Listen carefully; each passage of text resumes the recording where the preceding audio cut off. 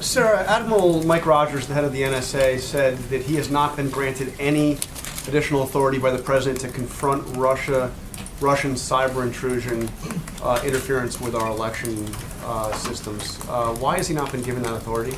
Look, just this week they announced through the State Department that $40 million is being given to the Global Engagement Center to begin providing immediate support to private and public partners that expose and counter Russian and Chinese propaganda and disinformation. We're focused on looking at a variety of different ways. As I told you last week, Department of Homeland Security Secretary Kirstjen Nielsen met with a number of both state, local, and federal officials working on ways that we can best prevent things like this in the future. And we're looking at a number of different options, and we're going to continue doing that over the coming weeks. But Admiral Rogers is the one that would have the agency that could actually go and confront Russian intrusion at the source, and he hasn't been given the authority. In fact, he says that the Russians haven't paid a sufficient price to make them change their behavior. He's the one with the power, with the means to do it. All he needs is a presidential directive, the authority from the president to do it. I disagree with the premise of your question. It's not just one individual.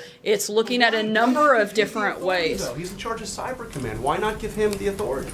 Nobody is denying him the authority. We're looking at a number of different ways that we can put pressure. Look, this president, as I told you last week, has been much tougher on Russia than his predecessor. Let's not forget that this happened under Obama. It didn't happen under President Trump. If you want to blame somebody on past problems, then you need to look at the Obama administration. The president is looking at all of the different causes and all of the different ways that we can prevent it. And as we find different ways that we can do that, we're implementing them. Like you see with the money that was allocated from the State Department, as you see with the conversations that the secretary from the DHS is having, we're going to continue looking at different ways to combat it. And I would imagine that that will be certainly a big part of it. But I can't speak to anything further on it right now. This is not about the past, though. This is not about the past. It's about protecting intrusion in the next election. Exactly. And he says he needs the authority, and he hasn't been given it. Well, I can't speak to that specifically. I can tell you that we are taking a number of steps to prevent this, and we're looking at a variety of other ways that we're going to continue to implement over the coming weeks and months.